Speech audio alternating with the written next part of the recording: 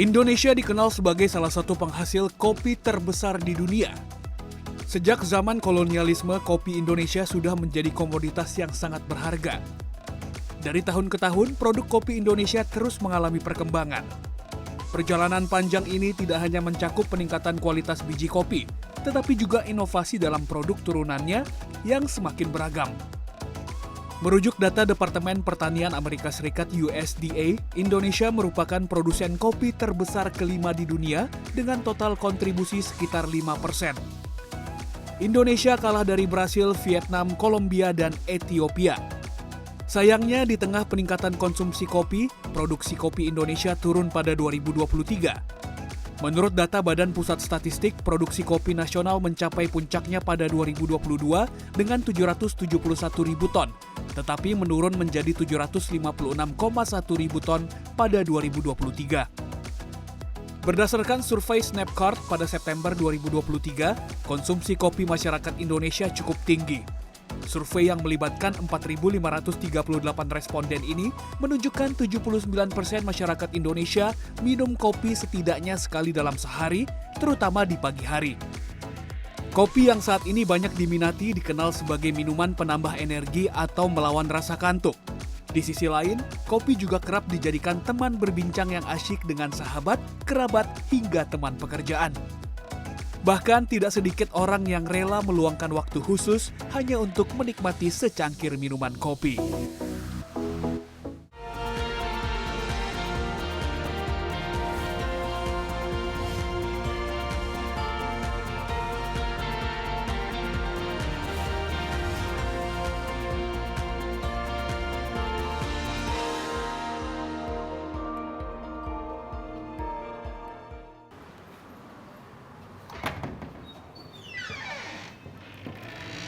Halo.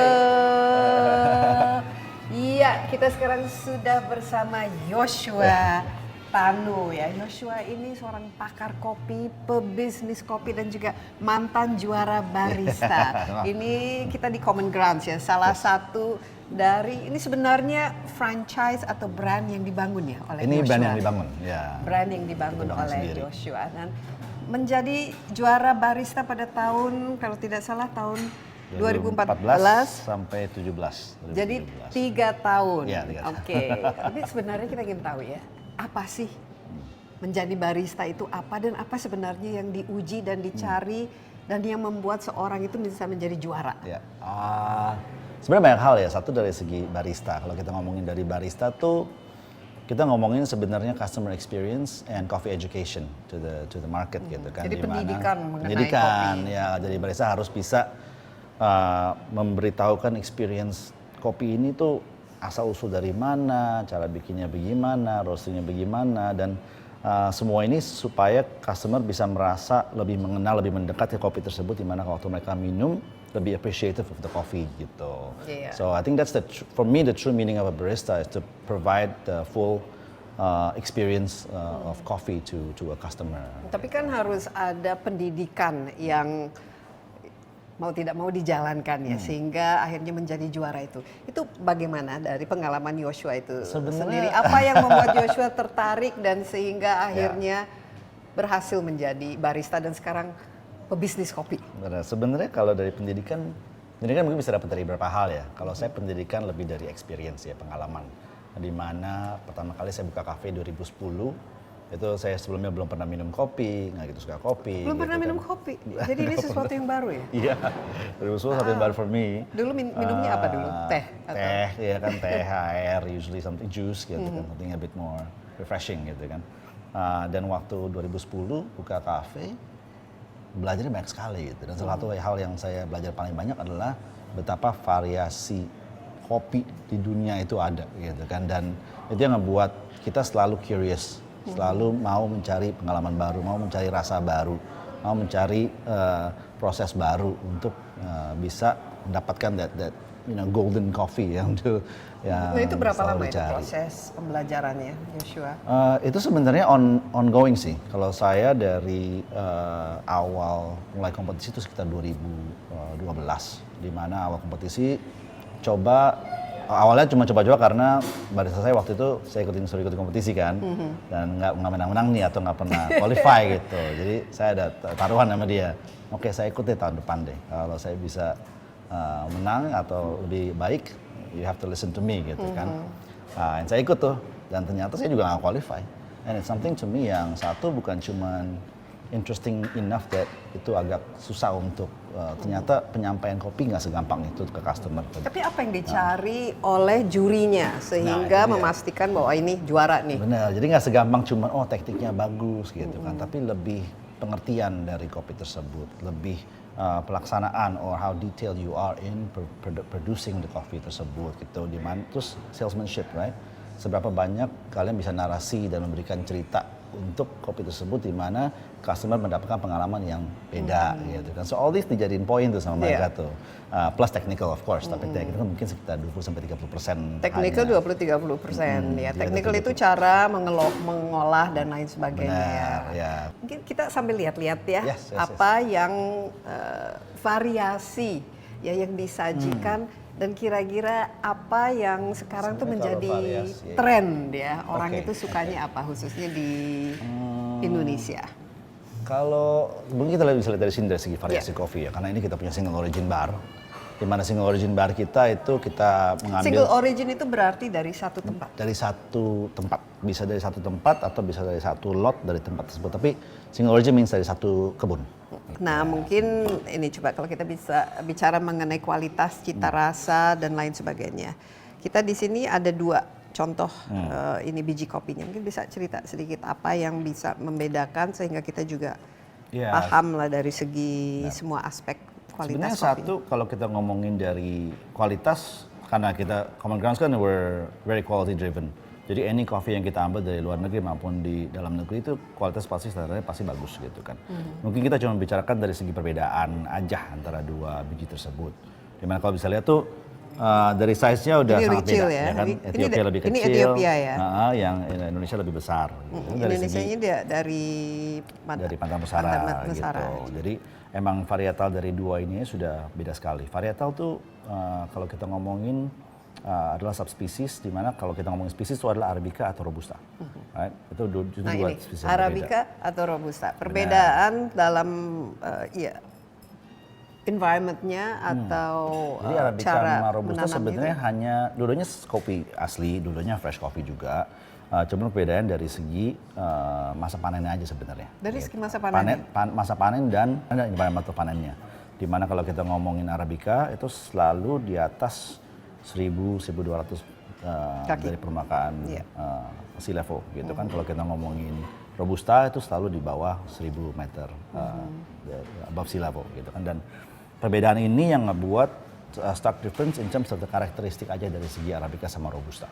Dimana selalu kalau di bawah lebih rendah untuk growth-nya, lebih rendah pasti growth-nya lebih cepat, lebih tebal, lebih ini kita ngomongin Arabica semua ya. Tapi kalau kita ngomongin Robusta tuh biasanya dia lebih bulat-bulat, lebih besar bijinya karena dia pertumbuhannya lebih cepat. Tapi kalau dari segi rasa ini sebagai lidah barista, saya mungkin tidak bisa membedakan antara jadi Robusta karena dan dia Arabica. lebih cepat, itu berarti nutrients dari soilnya tuh nggak keserap, which means dia nggak sugar content-nya nggak banyak.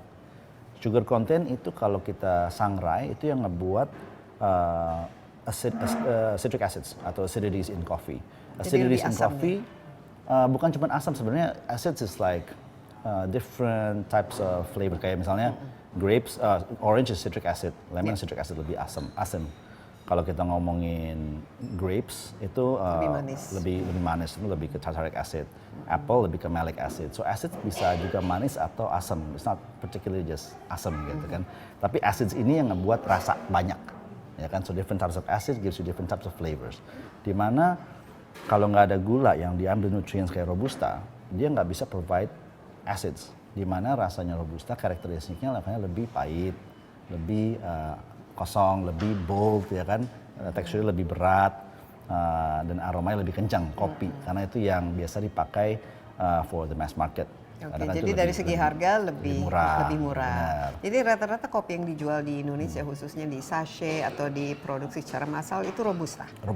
Robusta pasti karena Robusta dari segi panen setiap kali panen itu sekitar at least 3 atau 4 kali lebih banyak dari volumenya dari Arabica, which means automatically price-nya lebih rendah gitu kan. So when we think about Robusta, dia sebenarnya bukan yang nggak enak, tapi emang karakteristiknya Berbeda. gitu ya, lebih pahit ya kan, lebih strong, kencang gitu. Oke, ini mungkin bisa nggak karena kita kan di kafe. Iya.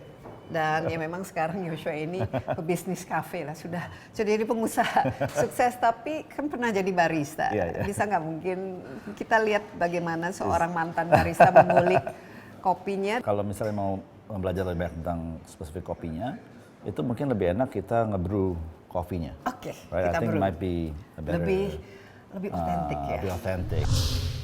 Jadi kalau dari Kopi segi kopi, itu semua step penting. 3 step yang kita breakdown adalah dari segi perkebunan, petani, kedua dari segi roastery atau penyangraian, yang ketiga dari segi kafe tersebut atau baristanya.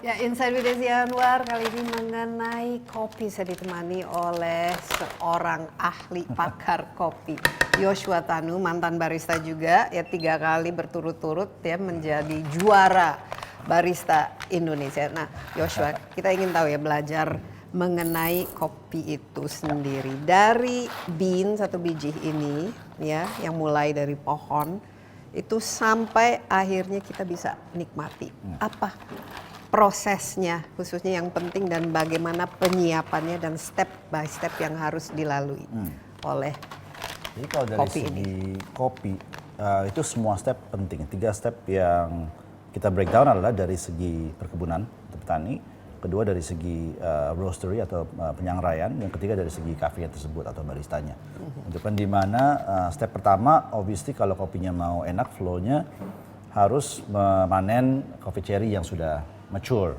atau matang gitu Iya, kan. sudah Kadang-kadang dewasa, sudah siap. dewasa, benar, karena Matang pohon.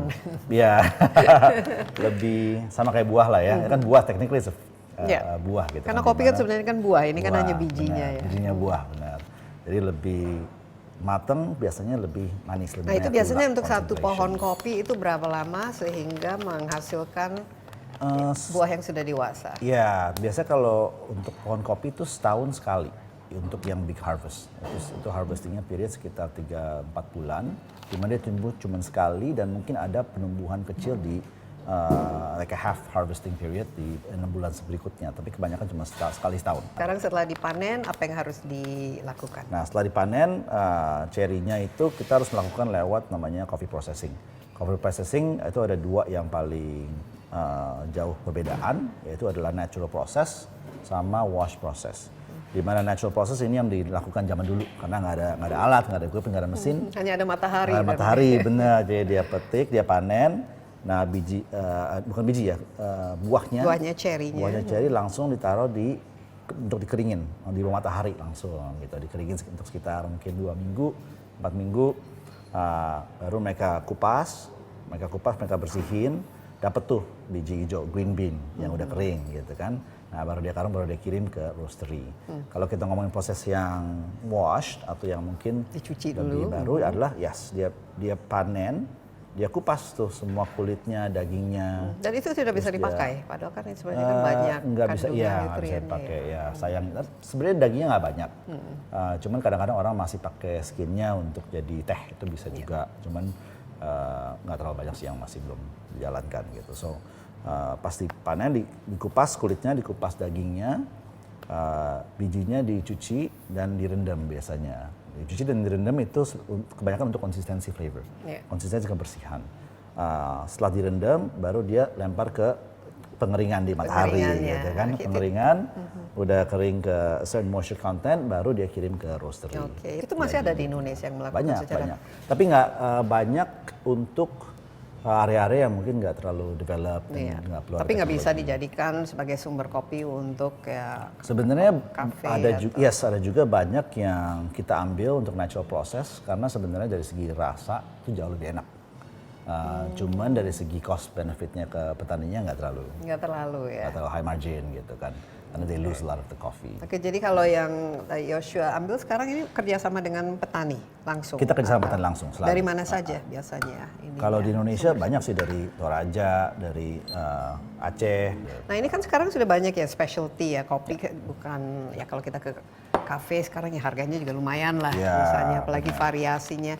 Nah ini ke petaninya itu sendiri mereka bagaimana? Apakah bisa mendapatkan penghasilan yang lebih dengan semakin menjamurnya specialty kopi, artisanal dan juga meningkatnya minat masyarakat juga? Ada dari jauh. Kalau kita lihat dari sekarang tuh banyak dengan pengadaannya specialty coffee yang menjamur sekarang tuh yang kita lihat paling mungkin bagusnya untuk masa depan adalah regenerational farmers. Jadi dulu anak-anak generational farmers yang anaknya nggak mau ikuti petani gitu kan, sekarang malah very passionate about it.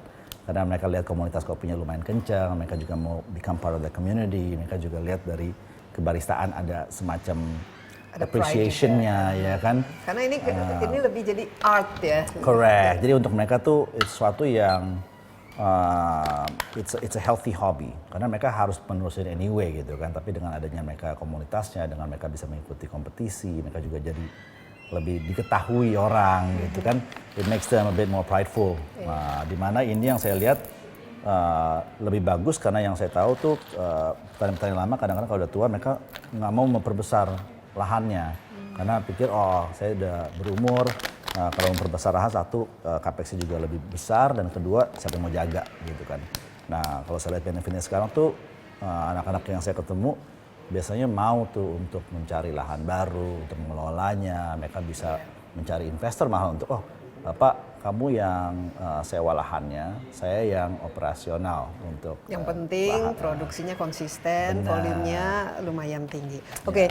Nah, kita sekarang apa ini? Tadi kan sudah jadi bean-nya harus disangrai ya. Di roast biasanya berapa lama untuk di roast? Setelah kita kirim ke roastery itu biasanya kita sangrai. Roast prosesnya sebenarnya cepat. Itu mungkin sekitar 10 sampai 15 menit lah. Dan ini harus ya, kopi itu harus disangrai. Ya, karena kalau biji hijau nggak akan bisa ekstraksi any type of coffee, jadi harus disangrai karena pensangraian itu yang mengubah gula kopi menjadi citric acid tersebut. Gitu rasa-rasa, ya. Yuk kita siapkan. Ya, jadi yang saya mau memperlihatkan hari ini adalah the most simplest way untuk memperbedakan kopi.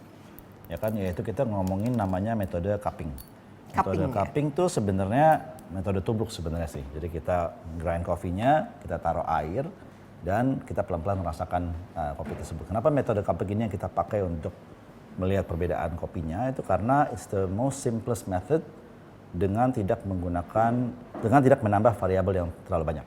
Karena lebih banyak variabel, lebih banyak perbedaan antara satu cup dan yang lain. Jadi kita mau mengurangi variabel itu misalnya dengan tambah susu, tambah gula atau apa? Bukan cuma susu atau gula, tapi misalnya tangan saya dengan tangan ibu kan beda dari segi pouring. Mungkin ibu pouring lebih cepat, saya lebih pelan. Nah itu bisa membuat agitation atau pengocokan kopinya, which itu menjatuhkan jadi segi extractionnya berbeda. Gitu, jadi rasanya, jadi berdampak pada rasanya. Berdampak pada rasa, even if it's minute, tapi pasti akan berdampak in a big way gitu. So kita habis sangrai dari roastery, kita ke cafe. Cafe gitu kita untuk melakukan proses procedure brewing for the customer gitu kan. So yang kita lakukan hari ini adalah proses cupping. Di mana proses cupping kita grind dulu kopinya. Untuk cupping kita harus selalu grindnya dengan yang sama ya size-nya ya. Untuk cup 1 sama cup 2 supaya tidak ada perbedaan dari size tersebut gitu. So, ini kalau zaman dulu mereka bagaimana cara nubruknya? Iya. Kalau ini kan mesinnya saya lihat makin benar.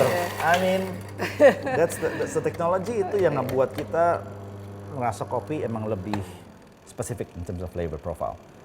Tapi kalau zaman dulu kalau kita ngomongin in general pasti bisa ngerasa bedanya. Cuman sekarang bisa ngerasa bedanya in an exponential level aja gitu kan, not as before. Jadi kan tadi kita udah set in terms of grammage-nya berapa besar, which is 10 gram over. Ini kalau kita lihat cupnya sekitar 150 gram. Oke, ini yang Ethiopia ya? Ini yang Ethiopia, right? Yes. So. Ini kalau misalnya kita simpan, kalau masih dalam bentuk biji atau sudah ground ini berapa lama ya tahannya kopi? Kalau Karena sering kan orang jual kan dalam bentuk biji atau sudah jadi bubuk gitu. benar, kalau dari green bean itu mungkin shelf life setahun di mana udah harus sangrai. Kalau setelah sangrai itu shelf life-nya turun langsung ke 1 bulan atau 2 bulan max, dengan maximum flavor profile ya. Of course nggak akan rusak gitu, kalau minum setahun udah sangrai juga nggak masalah, cuman gitu. flavornya pasti akan mengurang. Kalau misalnya kita nggak apa-apain selama 5 tahun, rusak nggak? You can still drink it, masih bisa Masih? minum, tapi rasanya pasti udah nggak ada rasa lah, udah Terus kayak debu. karena kalau terlalu Ini panas ngicip it's ya? gonna Waduh. It's okay. Gitu ya. So take a little bit, not maybe about that much, and then slurpnya tuh mungkin ya clench your teeth and then But just make that noise. So the reason why you want to make that noise is lebih kencang you hirup di dalam giginya itu memencarkan.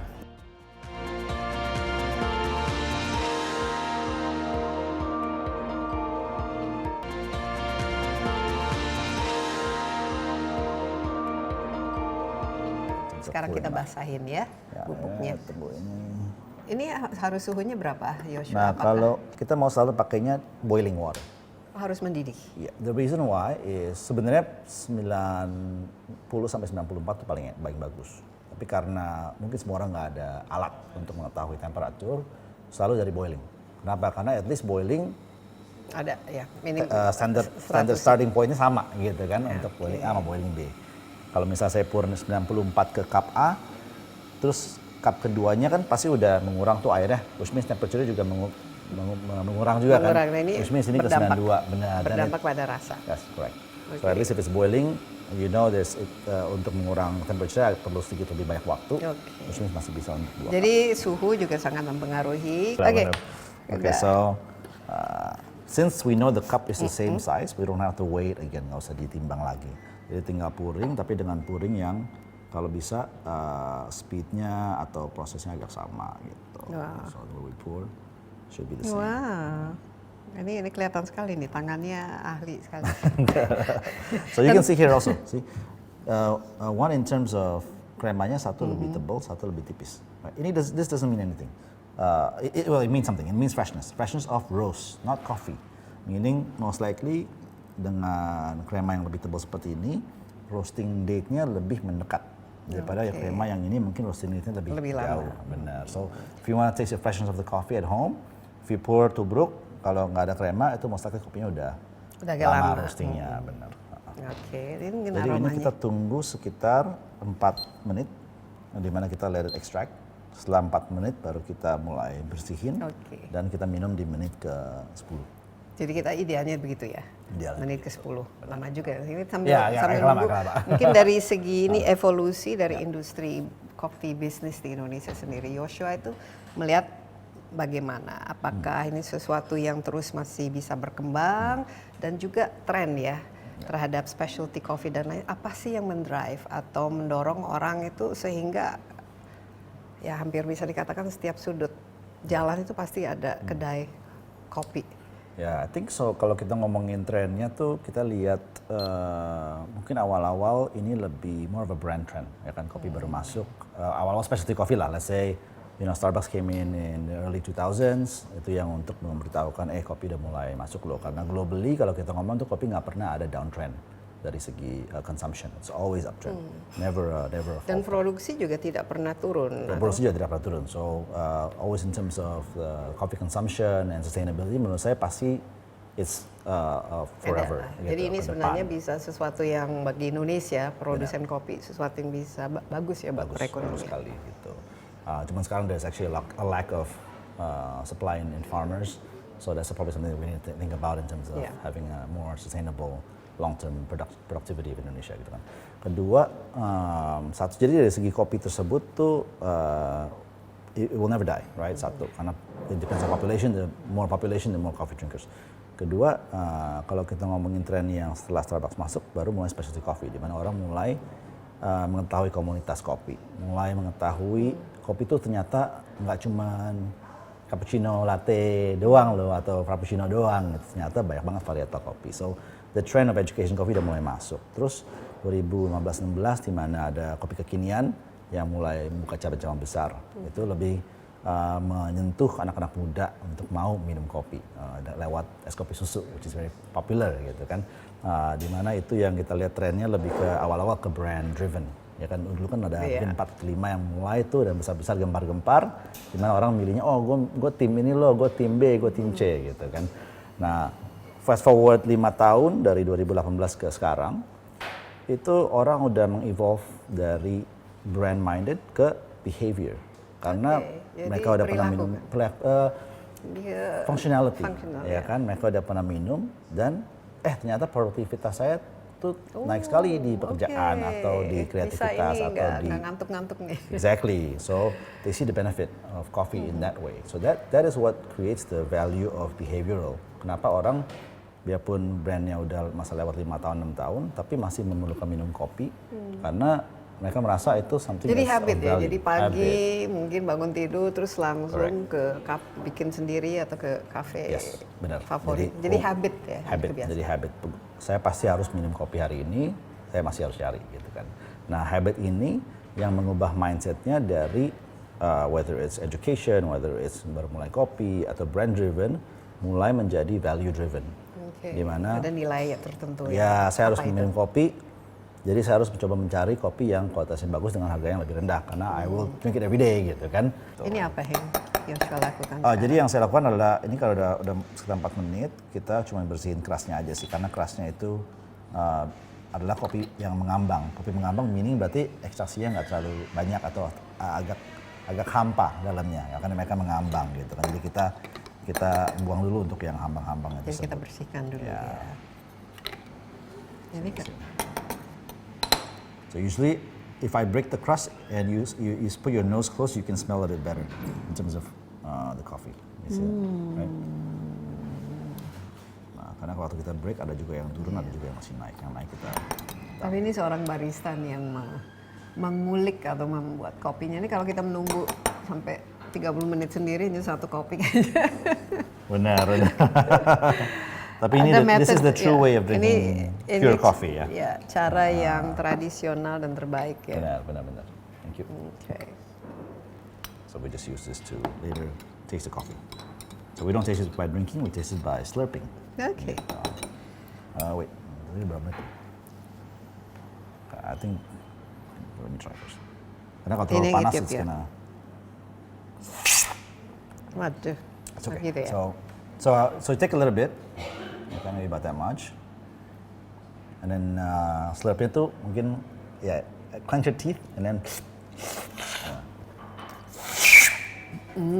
let's just make that noise. So the reason why you want to make that noise is lebih kencang you hirup di dalam giginya itu memencarkan. Giginya tutup, jadi waktu liquidnya masuk dia memencarkan through all your mouth, which creates the aroma that you want to taste the coffee. Okay. So one time you should do that for the aroma and for the general sensation of the coffee. Another time then you just slurp it normal for the texture. Okay. Tapi mungkin buat kita menikah kok nggak sopan banget ini minumnya berisik. Gitu. Nah dengan begitu banyaknya maraknya inilah kafe-kafe itu dengan brand-brand sendiri, mungkin apa sih kunci untuk sukses membangun bisnis kopi? Apa saja yang perlu dan harus dimiliki? Kalau from my side sih, I would say mikirin value apa yang kamu berikan untuk customer. What is your value to the customer? Jadi ada competitive advantage atau ada sesuatu yang berbeda? Sesuatu yang berbeda pasti. Apa idealnya yang ditawarkan? In my case, in our case in coffee when we started it, the value was our passion for the coffee. Which kalau kita ngomongin our passion for the coffee, everything that we do dari segi store design, store architecture, product design, coffees that we choose. Ya. Semuanya geared towards how we want the customers to feel when they drink the coffee as what we feel when we drink the coffee, right? And we want them to fall in love with the coffee juga. So everything that we thought about, the goal is towards that, gitu kan, di mana value yang kita kasih untuk customer is total customer experience for the coffee itself. Dan kalau kita lihat dari Indonesia tuh kadang-kadang it's it's not there, right? People want to open a cafe karena they assume ini cuan gitu kan. Cuman kan if you don't love what you're doing and you can't relate atau transfer that experience to the customer, they won't feel it too. Jadi ini harus ada inilah segi emosionalnya. Yes. Joshua, terima kasih kita sudah diedukasi ya Thank you so khusus much. mengenai kopi Thank dan you so juga bisnis kopi itu sendiri, dan kita lihat kalau memang dikelola dengan baik, ini adalah sesuatu yang bisa menguntungkan Yes. bagi para petani kita ya, dan bisa meregenerasi lah anak-anak muda yang mau ya kembali menjadi petani karena ada permintaannya, ada demand-nya, ada pasarnya. Yang penting kita menjaga kualitasnya dan juga memberikan harga yang bagus tentu saja supaya ini bisa sustainable. Idealnya kan kita justru menjadi eksportir kopi yang terbesar ya di Indonesia. Joshua, Dan harusnya bisa. harusnya bisa. Harusnya bisa, pasti. Joshua, terima kasih banyak, dan apalagi sudah menyiapkan kopi yang begitu luar biasa bagi kita ya. Kita istirahat sebentar, Insight with Desi Anwar, tapi kita akan kembali. Mungkin kita perlu ya mengetahui minum kopi itu sebenarnya sih apa sih manfaatnya. Ya selain enak, katanya kopi itu juga bagus loh untuk kesehatan. Tetaplah bersama Insight with Desi Anwar. Kafein itu sendiri adalah zat bioaktif. Jadi kalau dia zat bioaktif, dia berperan di dalam tubuh kita menstimulasi sistem saraf pusat. Jadi kalau dia terstimulasi, dia bisa meningkatkan produksi serotonin, dopamin. Padahal serotonin itu adalah hormon yang membuat kita lebih produktif.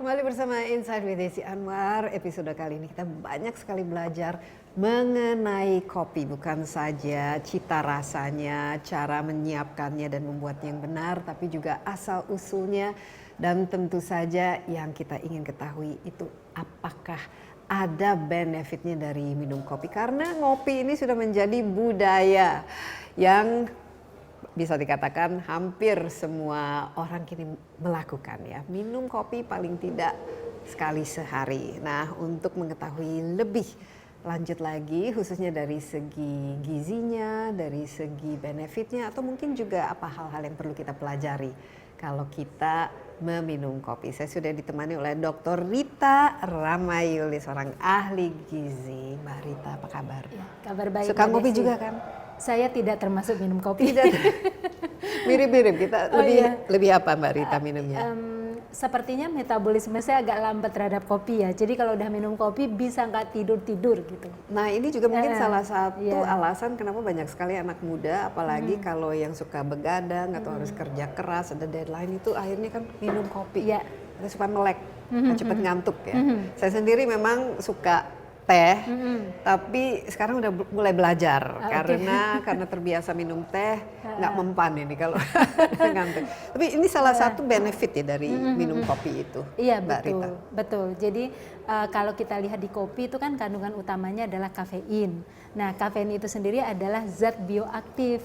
Jadi kalau dia zat bioaktif, dia berperan di dalam tubuh kita menstimulasi sistem saraf pusat. Jadi kan sistem saraf pusat sebenarnya yang meregulasi pikiran, perasaan, dan gerakan kita kan. Jadi kalau dia terstimulasi, dia bisa meningkatkan produksi serotonin, dopamin. Padahal serotonin itu adalah hormon yang membuat kita lebih produktif. Makanya nggak heran orang yang mengkonsumsi kopi merasa dia menjadi lebih produktif begitu ya. Dan kemudian kadang ada yang merasa lebih happy karena ada dopaminnya itu tadi. Dan memang juga dia bisa meningkatkan sedikit tekanan darah kita. Kalau tekanan darah kita meningkat sedikit kan aliran darah menjadi cepat juga. Jadi kita jadi lebih waspada gitu ya. Lebih punya apa ya, kita jadi lebih bisa berpikir. Itu efek-efek positif yang terjadi. Tapi perlu kita pahami gini Mbak Desi. Sebenarnya kan kafein masuk ke tubuh kita ada proses metabolisme kan. Metabolisme itu reaksi kimia. Jadi ada orang yang reaksinya itu cepat, maka dia hanya Mbak lamban. Kalau saya lambat, kalau yang cepat itu dia dapatkan manfaatnya tapi tidak memberikan keluhan klinis ke dianya gitu. Hanya manfaat saja yang dia dapat. Tapi kalau orang yang metabolismenya lambat, dia nggak bisa merasakan manfaatnya karena ada keluhan klinis yang dia rasa. Ada yang ngerasa asam lambungnya naik, berarti metabolismenya lambat. Ada juga yang ngerasa dia jadi seger banget dan banget akhirnya nggak bisa tidur begitu. Berarti metabolismenya lambat, terlalu lama berada di dalam tubuhnya begitu. Iya, jadi ini benefit ataupun dampak kopi itu dan kafein ini berbeda-beda ya, tergantung dari profil orangnya itu sendiri. Nah, oke, kalau misalnya normal ya, idealnya itu berapa banyak ya yang bisa kita konsumsi dan kapan dan kira-kira apakah ada hal-hal positif yang lain, misalnya dari segi banyak vitaminnya, gizinya, dan lain sebagainya yang kita bisa dapatkan dari minum kopi tanpa gula, tanpa susu ya. Sudah pasti ya, kalau bicara kopi kita nggak bicara gula dan tambahan-tambahannya gitu ya. Nah, jadi Mbak Desi, kalau secara normal nih, memang tubuh kita itu bisa memetabolismenya itu sekitar 400 mg kafein. 400 mg itu kira-kira berapa cangkir? Nah, itu setara dengan kopi kan banyak jenisnya ya, tapi rata-rata kopi yang kita konsumsi saat ini itu satu cangkirnya itu 200 mg. Gitu, taruh satu kopi 200 mg. Tapi ini kopi hitam lah kita. Ya, kopi hitam lebih kurang tuh 200 mg, walaupun ada jenis tertentu yang bisa satu gelas aja udah 400. Tapi ada kopi tertentu yang satu cangkirnya baru 50 gitu, tapi kita ambil rata-rata aja. Ya, pokoknya kita ambil kopi yang murni, kopi hitam. Jadi kalau begitu taruhlah 250 jadi 200 mg, target tadi 400 dalam satu hari. Iya. Jadi target idealnya hanya 400 mg. Iya, Jadi dari hanya 2 cangkir. 2 cangkir. Iya. Betul. Wah, ini orang mau protes saya bisa kalau yang bisa sampai 5 sampai cangkir 7. 6 cangkir tentu itu tidak diharapkan, kecuali tubuhnya itu telah beradaptasi sehingga efek itu baru dia rasakan setelah 2, 3, 4 gelas gitu. Itu biasanya terjadi pada orang yang sudah sangat lama mengkonsumsi kopi, pada akhirnya terjadi adaptasi dan kemudian dia tidak lagi merasakan manfaat di 2 cangkir. Tapi kita nggak berharap begitu sih, karena secara normal 2 cangkir sudah cukup lah untuk mendapatkan manfaat kesehatan. Oke, jadi ini tergantung kebiasaan juga. Betul. Ya. Kalau misalnya saya minum teh hijau gitu, itu tidak ada efek sama sekali karena memang dari dulu minum. Tapi kalau minum satu cangkir kopi saja bisa mungkin 3 hari merasa nggak bisa tidur gitu. Tapi dari segi vitamin dan lain sebagainya, apakah ada yang bisa kita pelajari? Nah, ini menarik Mbak Desi. Jadi kalau kopi aja tuh nggak ada kalori loh ya. Jadi kopi itu tidak mengandung kalori, tidak mengandung protein, tidak mengandung lemak. Jadi nggak mungkin kopi bisa bikin kita gemuk lah ya, karena nggak mengandung kalori itu. Nah, tetapi ini penting nih bagi kalau cuman yang kan ingin. banyak yang minum kopi itu gulanya banyak juga ya kan, pakai creamernya juga banyak. Nah, itu beda cerita kan. Tapi secara kandungan mikronutrien ada Mbak Desi. Jadi dia mengandung asam folat. Asam folat itu adalah vitamin kelompok B yang bekerjanya pada sistem saraf itu, folat itu. Jadi itu keuntungan yang kita dapatkan juga. Lalu mengandung riboflavin, itu vitamin B2. Itu bekerja di metabolisme energi. Jadi dia ngebantu juga energi kita itu lebih mudah diproduksi gitu. Nah, kan orang banyak mengatakan habis minum kopi saya jadi bertenaga nih gitu ya. Sebenarnya kan yang menjadi kita bertenaga karena ada organ namanya mitokondria Mbak Desi. Jadi mitokondria itu pabrik energi tuh.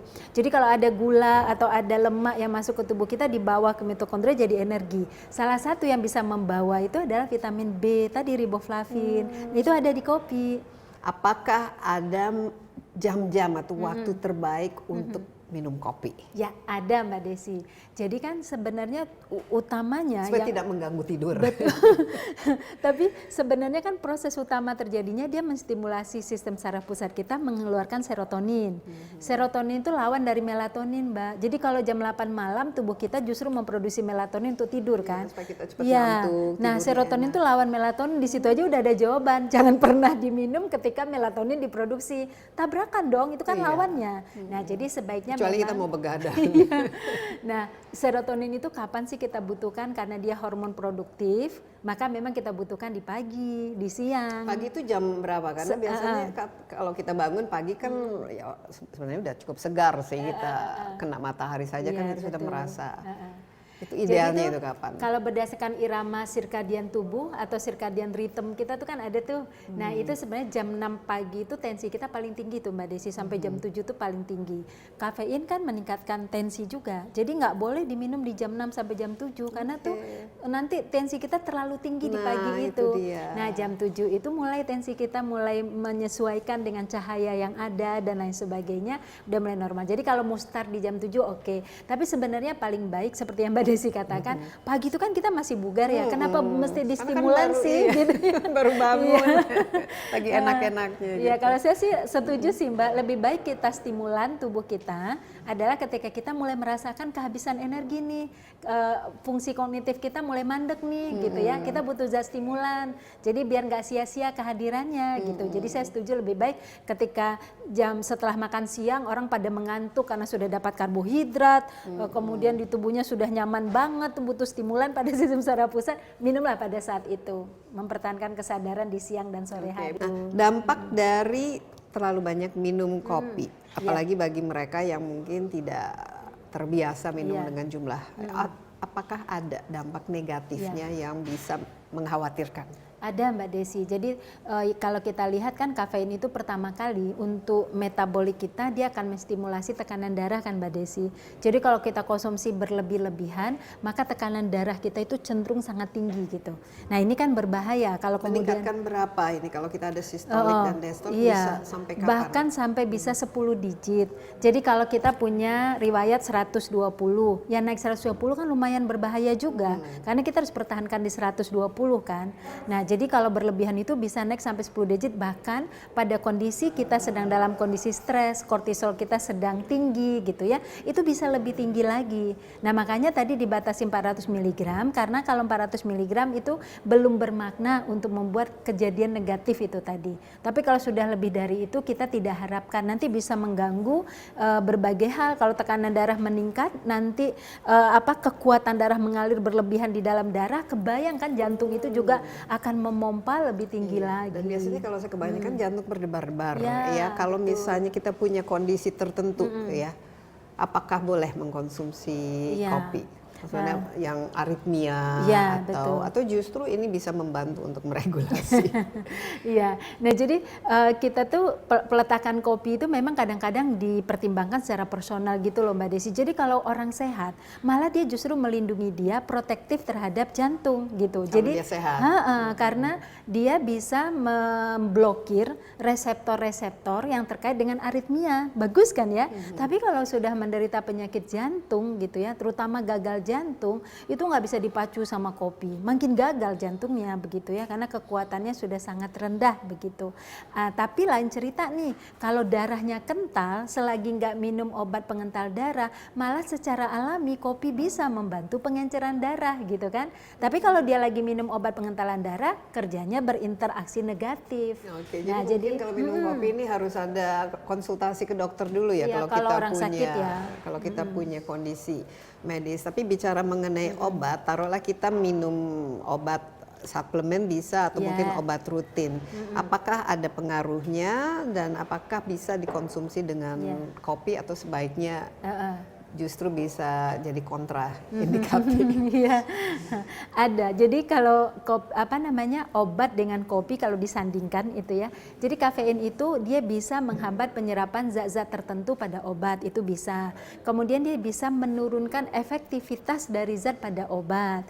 Kemudian dia juga bisa menghasilkan efek-efek yang justru tidak diharapkan dari obat itu gitu ya. Contoh-contohnya yang menghambat dan justru bisa mengurangi dan juga bisa mengganggu itu apa-apa saja. Misalnya obat tiroid nggak boleh tuh barengan, atau obat pengencer darah nggak boleh, atau kemudian obat yang untuk infeksi alergi nggak boleh. Kemudian juga obat-obat tertentu misalnya kayak obat untuk penyakit jantung, obat untuk diabetes mellitus, penyakit-penyakit metabolik itu nggak boleh berbarengan dengan kopi. Kalau kita bicara tidak boleh berbarengan, apakah ada jendela di mana kita bisa mengkonsumsinya? Misalnya minimal 1 jam atau 2 jam atau setengah jam. Nah, siklus penyerapan di tubuh kita mulai dari pencernaan, penyerapan, dan efektivitas penggunaan itu kan 4 jam, Mbak Desi. 4 jam. Ya, jadi mestinya dampak 1 cangkir kopi itu 4 jam. enggak, bukan. Efek dari interaksi obat itu di tubuh kita mulai dari diserap, dicerna, digunakan itu lebih kurang 4 jam. Makanya kan obat itu kita minum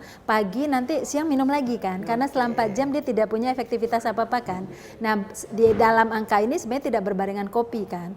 Nah, jadi itu kalau kopi itu tugasnya menghambat atau menurunkan efektivitas. Tapi kan ada juga yang obat tertentu kayak misalnya pengentalan darah diencerkan sama obat, kita minum lagi kopi, double dong encernya. Oh, iya. Nah, itu berarti nggak Terus pakai besoknya jendela. dioperasi lah. Kalau itu nggak pakai jendela, bukan nggak boleh aja gitu ya. Ya, jadi kesimpulannya kalau memang efeknya seperti itu malah membuat kerja obat jadi dipengaruhi efek terbaru dari kopi, ya jangan minum kopi lah pada saat itu. Tapi kalau hanya sekedar menghambat penyerapan bisa diatur jadwal kan Mbak Desi, jadwalnya aja kita atur supaya nggak dihambat penyerapannya kan gitu. Tapi paling idealnya adalah ya kalau sudah ada penyakit tertentu sebaiknya minum kopinya didiskusikan sama tenaga kesehatan sama dokter, karena kan dia ada zat bioaktif ya kan. Iya, tapi secara keseluruhannya kalau kita minumnya dan tidak berlebihan itu manfaatnya kan yang Manfaatnya cukup positif. banyak. Kopi dapat meningkatkan kinerja otak. Ini fakta. Granulosit koloni stimulating factor itu nama suatu zat yang distimulasi itu sama si kafein. Ternyata kalau dia meningkat di dalam otak, dia bisa meregenerasi sel-sel saraf otak.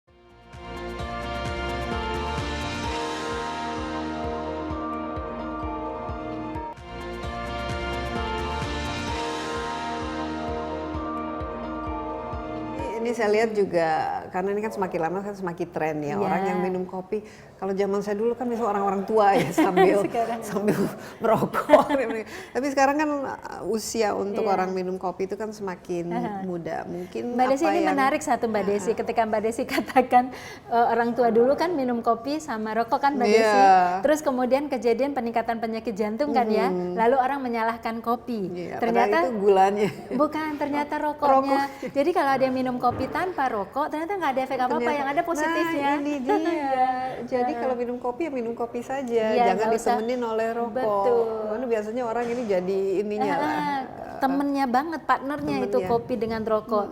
Terjadilah serangan jantung peningkatan. Ini juga dengan gula ya. Nah, dampak kalau kopi itu tadi dampaknya baik kecuali ya itu tambah 2, 3, 4 sendok gula. Mungkin itu yang perlu diwaspadai. Sekarang banyak sekali tren kopi, orang justru mungkin jarang ya hanya pesen black coffee, tapi udah ada latte-nya, ada macem-macemnya lah. Ini bagaimana? Apa yang perlu kita pelajari ini? Kontradiksinya banyak banget itu. Ya, jadi kalau kita lihat nih, kopi kan bisa menurunkan penyerapan lemak. Kopi juga bisa meningkatkan pembakaran lemak, kan gitu Mbak Desi ya. Tapi gula kan menambah lemak tubuh, dan gula juga bisa menghalangi proses pembakaran lemak di tubuh gitu. Jadi kan terbalik, fungsinya tuh nggak sama gitu. Jadi sebaiknya jangan dilakukan itu. Yang jelas gula itu adalah zat-zat yang bersifat prooksidan. Jadi dia kebalikan dari antioksidan. Kopi zat bioaktif dan mengandung antioksidan. Jadi justru mereka tuh nggak cocok. Kopi itu bisa awet muda. Ya, karena sirkulasi darah lancar. Kalau gula justru bisa bikin bikin penuaan dini. Ya, giginya juga keropos. Kalau kebanyakan bisa diabetes. Ya, betul. Oke, idealnya kalau kita mengkonsumsi kopi, apalagi sekarang dengan begitu banyak kafe-kafe yang ada dengan pilihan seperti apa, Mbak Rita? Jadi kalau idealnya tadi adalah kopi itu lebih kurang 400 mg setara dengan 2 cangkir rata-rata kan gitu ya. Nah sebaiknya tidak menambahkan gula karena memang kopi itu aslinya rasanya pahit. Berarti kita harus sadar penuh bahwa kopi rasanya pahit. Tapi kalau tambah gitu susu sedikit tambah gula nggak apa-apa ya harusnya? Kalau susu itu protein kan Mbak, bagus. Nah susu itu susu yang plain tentunya, yang bukan ada yang creamer ya. Iya, kalau jangan creamer tapi susunya beneran. Nah, susu itu ada jenis tuh. Ada yang full cream, ada yang low fat, ada yang non fat, tergantung berat badan aja. Kalau berat badannya kurus, full cream, kalau normal low fat, kalau udah gemuk yang pakai yang skim atau non fat. Nah itu malah bagus Mbak. Kalau ditambah yang itu kopi bagus. hitam saja. Nah kalau kopi hitam berarti dapat manfaat bioaktif, no protein gitu kan ya. Nah tapi kalau gula untuk semua, mau kurus, mau gemuk, mau normal, sebenarnya kita nggak butuh banyak untuk gula.